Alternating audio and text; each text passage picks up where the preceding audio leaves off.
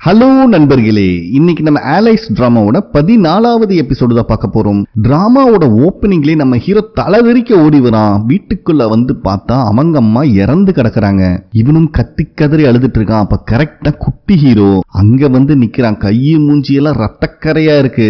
நல்லா சைக்கோத்தனமா ஒரு லுக் விட்டு நின்றுட்டு இருக்கான். அதே நேரத்தில் நம்ம ப்ரொஃபஸரோட கையில புக் ஆஃப் ப்ராப்பர்ட்டியோட லாஸ்ட் பேஜும் கிடைக்குது. அதுலதான் ஒரு பெரிய நாகம் ஒரு பொண்ணை முழுங்குற மாதிரி டிராயிங் பண்ணிருக்கு. அதுக்கு கீழேயே அவ மறைக்கப்பட்ட ஒரு கதவை திறந்துட்டா. அங்க பார்க்க கூடாத ஒரு உலகத்தையும் பார்த்துட்டா. சோ இந்த டைம் டிராவல் கேட்வேவை க்ளோஸ் பண்ணணும்னா அவ அவளுடைய சொந்த பையனவே கொல்லணும். அதுதான் அந்த கதவை திறந்ததுக்கான விலை அப்படின்னு போட்டிருக்கு. அது மட்டும் இல்லாம அவ பையன் கையாலேயே அவ இறந்துட்டான்னா அந்த பையன் பெரிய ராட்சசனா உருவெடுப்பான். அவன் தான் டைம் டிராவலே ரூல் பண்ண போறான் அப்படிங்கிற மாதிரியும் போட்டிருக்கு. இன்னைக்குதான் ரெட் மூன் டே. அந்த லூனார் எக்லிப்ஸ் வேற. ப்ரொஃபசர் இருக்கிற ரூமுக்கு வெளியவே தான் ஃபுல்லா பிளாக் கலர் ட்ரெஸ் பண்ணி கவர் பண்ண ஒருத்தன் நின்னுட்டு இருக்கான். பட் அவன் யாருன்னு ஃபேஸ் நம்மளுக்கு காட்டல. நம்ம ப்ரொஃபசர் ஹீரோவோட அம்மா தான் வந்துட்டாங்கன்னு நினைச்சு போனா ஃபுல்லா கவர் பண்ணிட்டு ப்ரொஃபசரை பார்த்து வந்துட்டு இருக்கான். அவங்களுக்கு உசுரே இல்ல பாவம். அதே டைம்ல நம்ம ஹீரோ குட்டி ஹீரோ கழுத்தை புடிச்சு நசுக்கிறான். உண்மையை சொல்றா, நீ இத பண்ணல, இது உண்மை கிடையாது அப்படிங்கிற மாதிரி இவன் கேட்டுட்டு இருந்தான். அவன் சைக்கோத்தனமா சிரிச்சுக்கிட்டே நின்னுட்டு இருக்கான் குட்டி ஹீரோ. நம்ம ப்ரொஃபசர் கிட்ட அந்த பிளாக் கலர் ட்ரெஸ் போட்டவன் கையை நீட்டி அந்த புக்கோட கடைசி பேச்சு கேட்கிறான். இவங்க குடுக்கற மாதிரி இல்ல.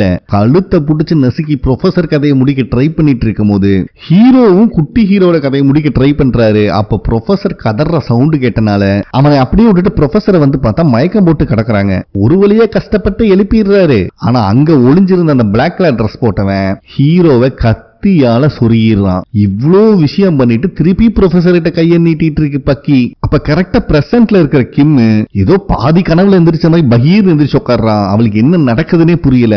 அவ முன்னாடி இருக்க சிஸ்டம்ல கூட கார் எக்ஸ்ப்ளோஷன்ல ஹீரோவும் ப்ரொஃபசரும் காணாம போயிட்டாங்க அப்படிங்கிற ஆர்டிகல் தான் இருக்கு. அவளும் அங்கிருந்து அவசர அவசரமா கிளம்பிட்டு இருக்கா. அதே நேரத்துல போலீஸ் ஸ்டேஷன்ல ப்ரொஃபசரோட அப்பா ஜூனியர் காப்ப போட்டு வாங்குன்னு வாங்கிட்டு இருக்காரு.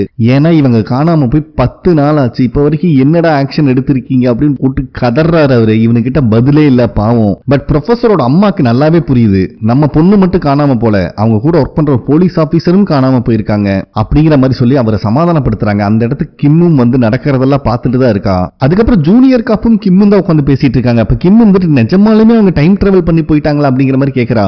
ஜூனியர் காப்புக்கு இதை பத்தி டீடைலா தெரியலனாலும் ஹீரோ சொன்னதெல்லாம் வச்சு பார்த்தா கண்டிப்பா அதுதான் நடந்திருக்கும். ஆனா இவனை எப்படி போறானு எப்படி வரானுன்னு எனக்கு ஒண்ணுமே புரிய மாட்டேங்குது புலம்பிட்டு இருக்கும் போதே இங்க ப்ரொஃபசரோட அப்பா அம்மா நொந்து போய் ரிட்டர்ன் அவங்க ரெஸ்டாரண்ட் வந்துட்டு இருக்காங்க. அப்ப கரெக்டா ரெஸ்டாரண்ட்ல இருக்கிற லைட் எல்லாம் ஆன் ஆகுது. இத பாக்குறவங்களுக்கு ரொம்பவே ஆச்சரியமா இருக்கு. உள்ள வந்து பார்த்தா நம்ம ப்ரொஃபசர் தான் நின்னுட்டு இருக்காங்க. இத்தனை நேரம் அவ்வளவு கண்ட்ரோலா இருந்த அவங்க அம்மா இப்ப ஓவர் எமோஷனை அடிக்கவே ஆரம்பிச்சிடுறாங்க. அப்ப ப்ரொஃபசரோட கையில ரத்தக்கரை இருக்கிறத சிஸ்டர் காரி நோட் பண்ணிடுறா. இவங்க அம்மா கூட இவளுக்கு தான் அடிபட்டுச்சு செக் பண்ணிட்டு இருக்கும் போது இது என்னோட பிளட் இல்ல, ஹீரோவோட பிளட், அவருக்கு தான் அடிபட்டு இருக்கு, நீங்க தயவு செஞ்சு இங்கே இருங்கன்னு சொல்லிட்டு அவங்க பேச்செல்லாம் கேட்காம அறக்க பறக்க கிளம்பி வந்துட்டு இருக்காங்க ப்ரொஃபசர். அதே டைம்ல கிம் அட்லீஸ்ட் அவன் வீட்லயாவது இருப்பானான்னு பார்க்க வந்தா வீட்டுல யாரையும் காணோம். என்னதான் இருந்தாலும் சின்ன வயசுல இருந்து வளர்ந்த வீடு இல்லையா, அதனால வீடையே டோட்டலா சுத்தம் பண்ணிட்டு இருக்கான். ஹீரோவை கழுவி ஊத்திக்கிட்டே. அப்ப ஹீரோ அவளை கூப்பிடுற மாதிரியே தெரியுது. பின்னாடி திரும்பி பார்த்தா யாரையும் காணோம். மகனை என் கண்ணு முன்னாடி மட்டும் வந்து நின்னா உன்னை இன்னைக்கு உரின்னு உரிச்செடுத்துருவான்னு திட்டிக்கிட்டே இருக்கும் போது அவளை சுத்தி பிளட் ஸ்டெயினா தெரியுது. என்னடான்னு பார்த்தா ஹீரோ அங்கதான் வந்திருக்கான். வயிற்றுல இன்னும் அந்த கத்தி இருக்கு. பாக்குறவங்களுக்கு செம்ம ஷாக்கு. ஹீரோ மயக்கம் மட்டும் விழுந்துடுறான். சோ இந்த விஷயத்தை கேள்விப்பட்டு ப்ரொஃபசரும் ஹாஸ்பிட்டலுக்கு வராங்க. எப்பவும் போல கிம் கழுவி ஊத்திட்டு இருக்கான். 2 பேர் எங்க தான் போய் தொலைஞ்சிங்க, யார் ஹீரோக்கு இப்படி பண்ணதுன்னு கேட்டா அட சத்தியமா எனக்கு தெரியாதுமா, ரொம்ப டார்க்கா இருந்துச்சு அப்படின்னு சொல்லிட்டு இருக்கும் போது எங்க டாக்டர் வந்துடுறாரு. ஒன்னும் பிரச்சனை இல்லமா, கத்தி குத்து ஆர்கன்ஸ பாதிக்கல, அதனால சீக்கிரம் குணமாயிரும் அப்படின்னு சொல்லிட்டு போயிடுறாரு. இப்பதான் ஓரளவுக்கு நார்மல் ஆகுறாங்க. அப்பதான் நம்ம ப்ரொஃபசருக்கு அந்த பிளாக் கலர் ட்ரெஸ் போட்டவங்கிட்ட இருந்து புக்கோட கடைசி பேஜை மறைச்சு வச்சிருப்பாங்க அந்த விஷயமே ஞாபகத்துக்கு வருது. சோ நம்ம ஹீரோவையும் ப்ரொஃபசர் தான் பக்கத்துல இருந்து பாத்துக்கிறாங்க. இப்பதான் ஹீரோ கண்ணையே முழிக்கிறான். 2 பேருமே டைம் டிராவல் பண்ணி பிரசன்ட்டுக்கு வந்துட்டாங்கன்னு தெரிஞ்சதுக்கு அப்புறம் தான் ஹீரோ நார்மல் ஆகுறான். அப்ப ப்ரொஃபசர் இருந்துட்டு அந்த புக்ல ஒரு குழந்தைய பத்தி மென்ஷன் பண்ணி இருந்துச்சுல, அது நீயா இருப்பியோன்னு எனக்கு சந்தேகமா இருக்கு, அதனாலதான் டைம் டிராவலர் எல்லாம் உன் பின்னாடியே வந்துட்டு இருக்காங்க அப்படிங்கிற மாதிரி சொல்றாங்க. சோ அந்த புக்கோட கடைசி பேஜையும் எடுத்து ஹீரோ கிட்ட கொடுக்குறாங்க. பட் ஹீரோக்கு இதுல நம்பிக்கை இல்ல. ஏன்னா கண்டிப்பா எங்க அம்மாவை டீனேஜ்ல நான் கொண்டிருக்க வாய்ப்பு இல்ல. இப்போ ஒருத்தன் என்னை சொருகுனா ஒருத்தைய கருப்பு கலர் ட்ரெஸ் போட்டு வந்து அவன் தான் கில்லரா இருக்கணும் அப்படிங்கிற மாதிரி சொல்லிட்டு இருக்கான். அது மட்டும் இல்லாம ஹீரோ உடம்புல இருந்து எடுத்த கத்தியையும் காட்டுறான். ஏன்னா 10 வருஷத்துக்கு முன்னாடி இவங்க அம்மா இறந்தது கன் ஷாட்ல, ஆனா இந்த டைம் அவங்க அம்மா இறந்தது கத்தி குத்துல. சோ கண்டிப்பா இவன் தான் கில்லரா இருக்கிறதுக்கான சான்சஸ் இருக்கு அப்படிங்கிற விஷயத்தை ஹீரோ கன்ஃபார்ம் பண்றான். பட் ப்ரொஃபசர் இருந்துட்டு ஒருவேளை நம்ம வேற டைமென்ஷனுக்கு டைம் டிராவல் ஆகி போயிட்டோமோ அப்படிங்கிற மாதிரி கேக்குறாங்க. ஹீரோக்கும் இது கிளியரா இல்ல. பட் இருந்தாலும் கொலை செய்யப்பட்ட இடம், விக்டிம் ரெண்டுமே மாறல, கண்டிப்பா இப்ப கில்லரும் மாறி இருக்க மாட்டான் அப்படிங்கிற மாதிரி சொல்றான். அதுக்கப்புறம் ஹீரோ ஹாஸ்பிட்டல் ரெஸ்ட் எடுத்துட்டு இருக்கிறத யூமினும் வாட்ச் பண்ணிட்டு தான் இருக்காரு. இத கிம் வேற பாத்துறான். சோ வேற வழியே இல்லாதனால அங்கிருந்து எஸ்கேப் ஆயிடுறாரு. அதுக்கப்புறம் ஆலிஸ்ல நம்ம யூமின் இருந்துட்டு கொலிக்கிட்ட ஹீரோவும் ப்ரொஃபசரும் எந்த வருஷத்துக்கு டைம் டிராவல் ஆகி போனாங்க கண்டுபிடிச்சிட்டேன்னு கேட்டா இல்லன்னு சொல்லிடுறாரு. அது மட்டும் இல்லாம இன்சார்ஜ் லேடி ரொம்ப நாள் இங்க அடைச்சு வைக்க முடியாது, நான் ஹெட் ஆபீஸ்க்கு இன்ஃபார்ம் பண்ணி அவளை திருப்பி அனுப்பிடுறேன் அப்படிங்கிற மாதிரி சொல்றாரு. பட் நம்ம யூமின் இருந்துட்டு எனக்கு தேவையான ஆன்சர் கிடைக்கிற வரைக்கும் அவளை எங்கேயும் அனுப்ப முடியாது, அவ ஏன் ப்ரொஃபசரை கிட்னாப் பண்ண ட்ரை பண்ணாங்க தெரிஞ்சாகணும் அப்படிங்கிற மாதிரி இவர் சொல்றாரு. அப்ப கொலிக் இருந்துட்டு ஒருவேளை பாஸ்ட்ல இருக்கிற பேயை கொலை பண்றதுக்காக அவ போயிருப்பாளோ அப்படின்னு கேட்டா இல்லவே இல்ல, அதுக்கு இவ்வளவு ரிஸ்க் எடுத்து பப்ளிக்கா அந்த ப்ரொஃபசரை கடத்தணுங்கிற அவசியம் இல்ல, இதுல வேற ஏதோ விஷயம் இருக்கு அப்படிங்கிற மாதிரி யூமின் சொல்றாரு. இப்ப இன்சார்ஜ் லேடியை தான் காட்டுறாங்க. அந்த காருக்குள்ள ப்ரொஃபசரை காப்பாத்த ஹீரோ போனதுக்கு அப்புறம் அந்த காரை லாக் பண்ணதே இவங்க தான். அதுக்கப்புறம் தான் கார் பிளாஸ்ட் ஆயிருக்கும். அதை நினைச்சு ஃபீல் பண்ணிட்டு இருக்கும் போது கொலிக் அங்க வராரு. அப்ப இன்சார்ஜ் லேடி வந்துட்டு என்னை தயவு செஞ்சு ஹெட் குவார்டர்ஸ் திருப்பி அனுப்பிடு அப்படிங்கிற மாதிரி சொல்றாங்க. கவலைப்படாத, உன்னையும் யூமின் ரெண்டு பேர்த்தையும் அனுப்புற அப்படிங்கிற மாதிரி அவர் சொல்றாரு. பட் இன்சார்ஜ் லேடிக்கு நல்லாவே தெரியும் யூமின் திரும்பி வரமாட்டான், ஏன்னா ஹீரோ உயிரோடு இருக்கான், பேயும் உயிரோடு இருக்காங்க அப்படிங்கிற மாதிரி சொல்லும் போது எனக்கு என்னமோ யூமின் அவங்க ரெண்டு பேத்துக்காக மட்டும் இருக்கிற மாதிரி தெரியல அப்படின்னு நக்கலா பேசிட்டு அங்கிருந்து கிளம்பிடுறாரு. இன்சார்ஜ் லேடி இன்னுமே கன்ஃபியூஸ் ஆக ஆரம்பிச்சிடுறாங்க. அதே டைம்ல நம்ம ப்ரொஃபசர் அங்க இருக்கிற சயின்டிஸ்டோட ஹெல்ப் மூலமா இவங்க நெயில்ல இருக்கிற பிளட் சாம்பிள்ஸை கலெக்ட் பண்றாங்க. ஏன்னா அந்த பிளாக் ட்ரெஸ் போட்டவன் ப்ரொஃபசரை கொல்ல ட்ரை பண்ணும் போது இவங்க விவரமா அவங்க நெயில யூஸ் பண்ணி அவன் கையை பொறாண்டுனதுல அவனோட பிளட் இவங்க நெயில மாட்டிருக்கு. சோ இந்த சயின்டிஸ்ட் என்ன சொல்றாருன்னா கிரிமினல் ரெக்கார்ட் எல்லாம் இதை மேட்ச் பண்ணி பார்க்க முடியாது, பேசாம போலீஸ்ல கம்ப்ளைண்ட் பண்ணிடலாம் அப்படிங்கிற மாதிரி சொல்றாரு. பட் நம்ம ப்ரொஃபசருக்கு இதுல இஷ்டம் இல்ல, இந்த பிளட் சாம்பிள் இங்கேயே இருக்கட்டும், என்னைக்காவது ஒரு நாள் கிரிமினல் மாட்ட தான் நான் போறேன், அப்ப பாத்துக்கலாம் அப்படின்னு சொல்லிடுறாங்க. நம்ம ப்ரொஃபசரும் பிரசன்ட்ல இருக்கிற டைரக்டரோட லேபுக்கு வந்தா அந்த சீக்ரெட் ரூம் இப்ப காலியா கிடக்குது. இன்னும் அந்த லாஸ்ட் பேஜ் கையில தான் வச்சிருக்காங்க. அதுல கடைசியா அவளுடைய கண்டுபிடிப்புனால அவ பையன் அழிக்கப்பட்டதுக்கு அப்புறம் டைம் மறுபடியும் ஆரம்பிக்கும் அப்படின்னு போட்டிருக்கு. ஏன்னா இதுக்கு முன்னாடியே ப்ரொஃபசர் கிட்ட ஹீரோவோட அம்மா சொல்லிருப்பாங்க டைம் டிராவலை ஸ்டாப் பண்ணா எல்லாமே ரீசெட் ஆயிரும் அப்படின்னு. அதே நேரத்துல வீட்டுக்கு வர ஹீரோவை பார்த்தோன்னு ஜூனியர் காப்புக்கு செம சந்தோஷம், உணர்ச்சி வசப்பட்டு ஓவராவே கட்டி பிடிச்சறானால கரும்பு மிஷின்ல மாட்டின மாதிரி ஆயிடுறாரு ஹீரோ. நெக்ஸ்ட் அவர் எடுத்துட்டு வந்த கத்தியையும் ஜூனியர் காப் கிட்ட காட்டுறாரு. சோ இதை நான் 2010 இருந்து எடுத்துட்டு வந்திருக்கேன், இந்த கத்தியை தான் அந்த கில்லர் யூஸ் பண்ணா, இது டிசைன் எல்லாம் ரொம்ப பெக்யூலியரா இருக்கு, சோ இத பத்தி நம்ம இன்வெஸ்டிகேட் பண்ணலாம்னு சொல்லிட்டு இந்த ஆன்டிக் பொருளெல்லாம் விற்பாங்களா அந்த கடையில ஏறி ஏறி விசாரிச்சுட்டு இருக்காரு. அப்ப ஒரு கடைக்காரன் மட்டும் இந்த கத்தியை நான் பார்த்திருக்கேன், ஆப்போசிட்ல ஒரு பெரிய ஒரு கடை வச்சிருக்காரு, அங்க போய் விசாரிங்கன்னு சொல்லிடுறான். இவரும் அந்த கடைக்கு வந்து பெரியவர்கிட்ட கேட்டா ஆமாப்பா இது ரொம்ப வித்தியாசமா இருந்துச்சு பாக்குறதுக்கு, சோ 10 வருஷத்துக்கு முன்னாடி ஒரு ஆக்ஷன்ல தான் நான் வாங்கினேன், அதுக்கப்புறம் எங்கிட்ட இருந்து ஒரு கஸ்டமர் வாங்கிட்டு போயிட்டாரு அப்படிங்கிற மாதிரி சொல்லிடுறாரு. அப்ப இதை வாங்கிட்டு போன கஸ்டமரும் 10 வருஷத்துக்கு முன்னாடி வாங்கினாரான்னு கேட்டா இல்ல 10 நாளைக்கு முன்னாடி தான் இதை வாங்கிட்டு போயிருக்கான் அப்படிங்கிற விஷயமே தெரிய வருது. அவன் பாக்கறதுக்கு எப்படி இருப்பான்னு கேட்டா அந்த பெரியவர்னால சொல்ல முடியல. சரி இதே மாதிரி கத்தி வேற எங்கேயாவது கிடைக்குமா அப்படிங்கிற மாதிரி ஹீரோ கேட்கறான். இல்லப்பா இந்த கத்தி மொத்தமாவே ஒன்னே ஒண்ணுதான் இருக்கு, அதுவும் இப்ப உங்ககிட்ட தான் இருக்கு அப்படின்னு சொல்லி கொடுத்துறாரு. சோ ஹீரோ கண்டுபிடிச்ச விஷயத்த ஜூனியர் காப் கிட்ட இன்ஃபார்ம் பண்றாரு. ஏன்னா 10 நாளைக்கு முன்னாடி ஒருத்தன் வாங்கிட்டு போன கத்தி எப்படி 2010 இருந்த ஹீரோக்கு கிடைச்சிருக்கும், சோ இத பத்தி விசாரிக்க சொல்றாரு. அதுக்கப்புறம் வீட்டுக்கு வந்தா யூமின் வீட்டுக்குள்ளேயே தான் ஹீரோக்காக வெயிட் பண்ணிட்டு இருக்காரு. நம்ம ஹீரோக்கு அடிப்பட்ட இடத்துல பெயின் வேற வர ஆரம்பிக்குது. அப்ப யூமின் இருந்துட்டு தயவு செஞ்சு அந்த கில்லரை சேஸ் பண்றதை நிறுத்திட்டு நீ ரெஸ்ட் எடு, மத்ததெல்லாம் நான் பாத்துக்கிறேன் அப்படின்னு சொல்றாரு. பட் நம்ம ஹீரோ யூமினோட கண்ணுல ஒரு உண்மையை பாக்குறான். சரி நீ எங்க டைம் டிராவல் பண்ணி போன என்ன ஆச்சு அப்படிங்கிற மாதிரி கேட்கும்போது அவன் அந்த கத்தியையும் எடுத்து காட்டுறான். பட் யூமினை தொட உடல. உண்மையை சொல்லி இது உங்க ஆளுகளை சேர்ந்த கத்தி தான் கேட்டா ஆமான்னு ஒத்துக்கிறாரு. பட் நான் உனக்கு ஹெல்ப் பண்ணணும் தான் நினைக்கிறேன், நீ என்னை நம்பணும் அப்படின்னு சொல்லும் போது ஹீரோ இருந்துட்டு இதோட 3 டைம் எங்க அம்மா இருந்தது நான் பாத்துட்டேன், அந்த கில்லரை நானே பிடிச்சுக்கிறேன் அப்படின்னு சொல்லிடுறான். இதுக்கு மேல இவர் என்ன பண்ண முடியும் பாவம், ஹீரோக்காக மெடிசனையும் கொண்டு வந்துருப்பாரு, அதை கொடுத்துட்டு அவர் பாட்டு கிளம்புறாரு. அப்ப ஹீரோ இருந்துட்டு உங்களுக்கும் எனக்கும் ஏதாவது சம்பந்தம் இருக்கா அப்படின்னு கேட்கிறான். ஆனா யூமின் எதுவுமே சொல்லாம அங்கிருந்து கிளம்பி போயிடுறாரு. ஸ்ட்ரைட்டா ஹீரோவோட அம்மாவோட கல்லறைக்கு தான் வராரு. இவர் எப்படி பார்த்தாலும் இங்க வருவாருன்னு தெரிஞ்சனால ப்ரொஃபசர் அங்க நோட்ஸ் வச்சுட்டு தான் போயிருக்காங்க, என்னை வந்து மீட் பண்ணுங்க அப்படின்னு. ப்ரொஃபசர் ஹீரோட வீட்டுல தான் இருக்காங்க, அதனால அவங்களை பார்க்கறதுக்காக யூமினும் வந்துடுறாரு. அப்போ யூமினை பார்க்கும் போதுதான் ப்ரொஃபசருக்கு பிளாஷ்பேக் எல்லாமே ஞாபகத்துக்கு வருது. அதாவது ஹீரோவோட அம்மாவா இருக்கும் போது 2 பேர் டைம் டிராவல் ஆகி வந்தது, அப்ப அவங்க பிரெக்னன்ட் ஆயிருந்தது, இவருதான் அவங்களுடைய லவ்வர் அப்படிங்கிற விஷயம் வரைக்கும் எல்லாம் ஞாபகத்துக்கு வந்துருது. ஆனா எதுவும் யூமின் கிட்ட காட்டிக்கல. அதுக்கப்புறம் ப்ரொஃபசர் நீங்க எப்ப கடைசியா யூன் டேயை மீட் பண்ணீங்கன்னு கேட்டா 1990 1992 சொல்றாரு. அதுக்கப்புறம் அவங்க உங்களை கான்டாக்ட் பண்ண ட்ரை பண்ணலையான்னு கேட்டா இல்லன்னு சொல்லிடுறாரு. ஏமா இவ்வளவு விஷயத்தை என்கொயரி பண்றேன்னு கேட்டா நான் 2010 அவங்களை பார்த்தேன். அவங்க ரொம்பவே ஸ்ட்ரெஸ்ல இருந்தாங்க. அவங்க டைம் டிராவலர் அப்படிங்கறனால மனசை விட்டு ஷேர் பண்றதுக்கு யாருமே இல்ல. நான் அவங்களோட இடத்துல இருந்திருந்தேன்னா கண்டிப்பா ஹீரோவோட அப்பாவை எதிர்பார்த்திருப்பேன் ஷேர் பண்றதுக்காக அப்படிங்கிற மாதிரி போட்டு வாங்குறாங்க. பட் நம்ம யூமின் இருந்துட்டு ஏன் அவ என்னை விட்டு போனானே எனக்கு தெரியல அப்படின்னு சொல்லும் போது ப்ரொஃபஸருக்கு இன்னொரு விஷயம் வருது. அதுல ஹீரோவோட அம்மா பிரெக்னென்ட் ஆனனால இப்பத்துக்கு நீ கேட் வேவ் தாண்ட முடியாது, சோ அபார்ஷன் பண்ணிட்டு நம்ம ரெண்டு திரும்பி போலாம் அப்படின்னு சொல்லியிருப்பாரு. ஒருவேளை இதனாலதான் யூமின் விட்டு பிரிஞ்சுட்டாங்களோ அப்படின்னு ப்ரொஃபஸருக்கு தோணுது. ஆனா அவர்கிட்ட காட்டிக்கல. அப்ப யூமின் இருந்துட்டு நீ ஹீரோவோட அம்மாவை பார்க்கும் போது உனக்கு தேஜா உமார் இருக்கா அப்படின்னு கேட்கிறாரு. அதாவது ஆல்ரெடி பார்த்தவங்கள ஃபர்ஸ்ட் டைம் பார்க்கற மாதிரி ஒரு ஃபீல் வருதான்னு கேட்டா ஆமா அது எப்படி உங்களுக்கு தெரியும் அப்படிங்கிற ப்ரொஃபஸர் கேட்கறாங்க. இது நார்மல் தாமா, ஒரே மாதிரி இருக்கிற ரெண்டு வேற வேற டைமென்ஷனை சேர்ந்தவங்க மீட் பண்ணும் போது இப்படிதான் நடக்கும், போக போக சரியாயிரும் அப்படின்னு சொல்றாரு. அப்ப ப்ரொஃபஸர் இருந்துட்டு இந்த டைம் ஹீரோ அவனோட ஸ்கூல் பருவத்தில் இருக்கிற குட்டி ஹீரோவை மீட் பண்ணா ஒருவேளை அவனுக்கு இப்படிதான் நடந்திருக்கும்னு கேட்கும் போது யூமினுக்கே ஷாக் ஆகுது. ஏன்னா இவங்க எங்க டைம் டிராவல் பண்ணி போனாங்க அப்படின்னு யூமினுக்கு தெரியாம இருந்துச்சு. பட் இப்போ ஒரு ஹிண்ட் கிடைச்சிருக்கு. இங்க ஹீரோ இந்த கேஸ்ல ஏதாவது லீட் கிடைக்கும்னு பார்த்துட்டே இருக்கும் போது அவனுக்கு அந்த வாய்ஸும் கேட்க ஆரம்பிக்குது. ரூமோட எல்லா மூலையில இருந்தும் கண்ணா பின்னான்னு கேக்குது. ஹீரோட பேர் சொல்லி இங்க வான்னு கூப்பிடுது. கடைசி அந்த வாய்ஸ் டோர் கிட்ட கேக்குது. அவனும் அந்த கத்தியோட நின்னுட்டு இருக்கான். அந்த டோருக்கு வெளியே பிளாக் கலர் ட்ரெஸ் போட்ட அந்த உருவமும் நின்னுட்டு இருக்கு. நம்ம ஹீரோ கொலை வெறி ஆயிட்டு இருக்கும் போது கரெக்டா அவன் பில்டிங்க்கு ஜூனியர் காப்பும் கிம்மும் வரனால அந்த உருவம் அங்கிருந்து போயிருது. இவங்களும் டோர் ஓபன் பண்ணிட்டு உள்ள வந்தா ஹீரோ அவன் கண்ட்ரோல்லே இல்ல, கண்ணா பின்னாடி ஜூனியர் காப்ப கொல்ல ட்ரை பண்றான். அவனும் முடிஞ்ச அளவுக்கு தடுத்து போராடிட்டு இருக்கான். ஒரு கட்டத்துல கிம் ஹீரோட பேர் சொல்லி கத்தனோன்னதான் அவன் நார்மல் கண்டிஷனுக்கே வரான். அவனுக்கு என்ன நடந்துச்சுன்னே புரியல.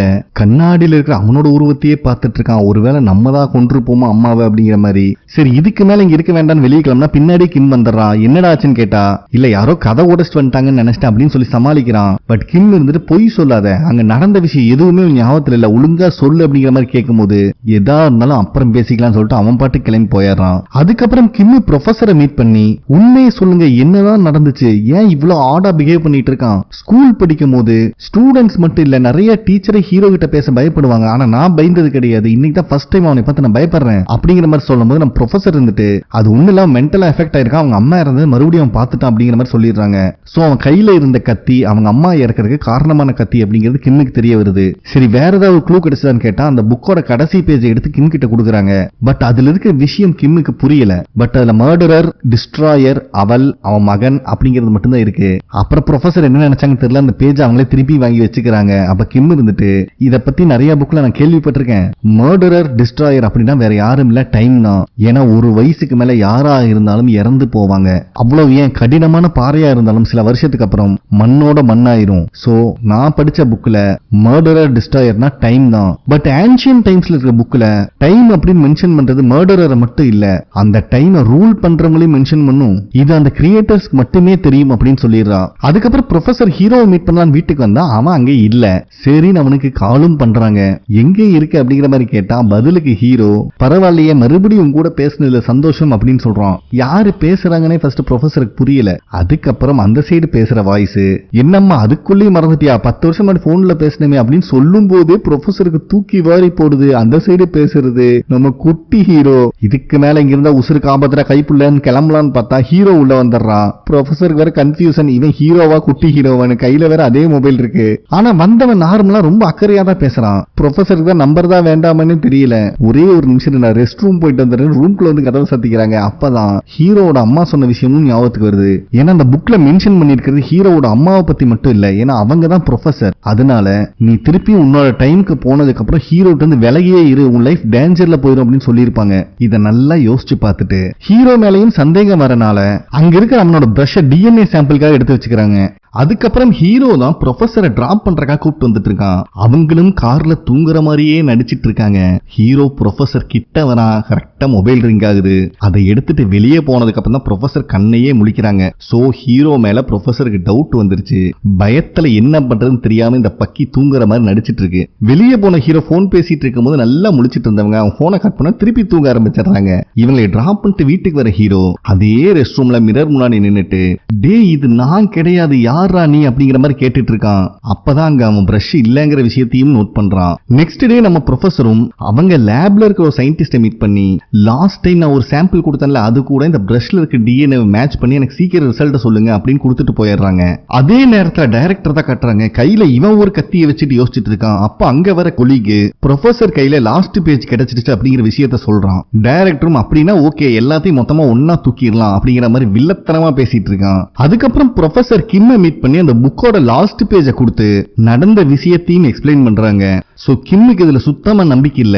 ஏன்னா ஹீரோ எப்படி அவங்க அம்மாவை கொண்டிருக்க முடியும், அவனை பத்தி எனக்கு சின்ன வயசுல இருந்து தெரியும் அப்படிங்கிற மாதிரி சொல்றா. அதுக்கு ப்ரொஃபசர் இருந்துட்டு நானும் தாமா முதல்ல நம்பல, ஒரு கட்டத்துல எனக்கு தெரிய வந்துச்சுல அவங்க அம்மா மாதிரியே நான் இருக்கேன் அப்படின்னு.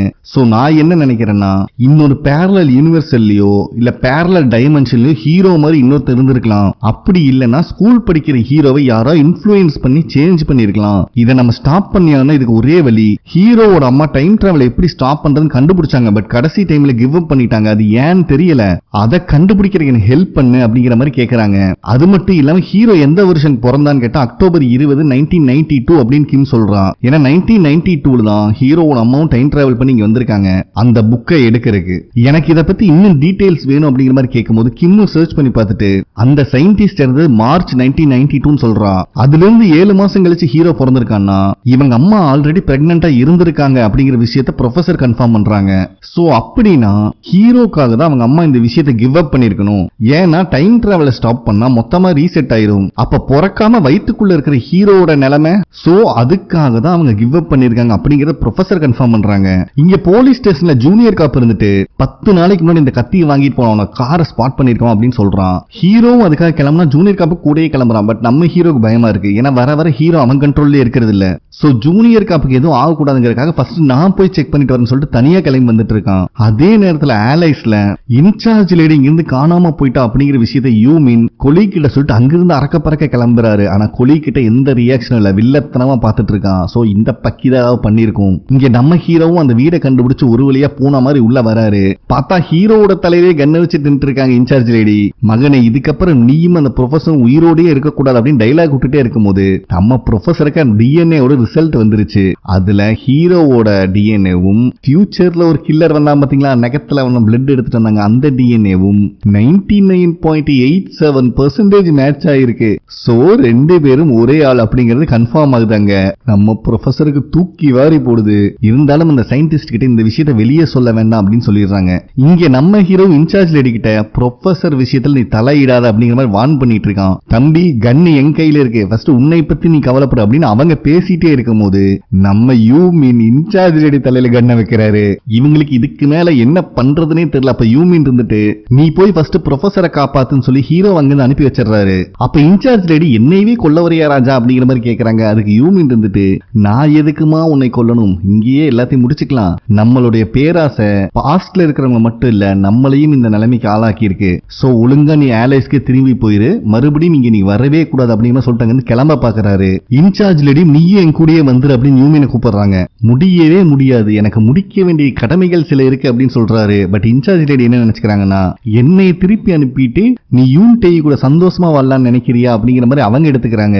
அப்பதான் யூமின் எக்ஸ்பிளைன் பண்றாரு, பாஸ்ட்ல நடந்த எதையுமே மாத்த முடியாது, நான் இங்க ஒருத்தரை பிடிக்க வேண்டியது இருக்கு, அவனை மட்டும் பிடிச்சிட்டேன்னா நானும் திரும்பி வந்துருவேன் அப்படின்னு இவர் சொல்லும் போதுதான் இன்சார்ஜ் லேடிக்கே புரியுது. சோ ரொம்பவே ஃபீல் பண்றாங்க இவங்க செல்ஃபிஷா இருந்தது நினைச்சு. அப்ப கடைசியா யார் யூன்டேயை கொண்டாங்க அப்படின்னு எனக்கு தெரியும் சொல்லும் போது யூமினுக்கு செம ஷாக் ஆகுது. அது அவங்க சொல்ல வரும்போது இன்சார்ஜ் லேடியோட உடம்புல ஒரு புல்லட் இறங்குது. யூமினும் வெளியே போய் பாக்குறதுக்குள்ள அங்கிருந்து ஒரு கார் கிளம்பி போயிருது. கிட்டத்தட்ட சாகர ஸ்டேஜ்ல இருக்க இன்சார்ஜ் லேடியும் இது எல்லாத்துக்குமே காரணம் கொலிக்கு தான், அவன்கிட்ட ரொம்ப கேர்ஃபுல்லா இருந்துக்கோ அப்படின்னு சொல்றாங்க. யூமினுக்கு தூக்கி வாரி போடுது. சோ என்னை மன்னிச்சிரு, எனக்கு உன்னை ரொம்ப பிடிக்கும், அதனாலதான் என்னை இன்ஃப்ளூயன்ஸ் பண்ணிட்டாங்க அப்படின்ட்டு ஒரு டிவைஸையும் எடுத்து கொடுக்குறாங்க. இதுதான் ஹீரோவோட அம்மா தான் யூன்டேயை சாகருக்கு முன்னாடி என்கிட்ட கொடுத்தது அப்படின்னு கொடுத்துட்டு இறந்தும் போயிடுறாங்க இன்சார்ஜ் லேடி.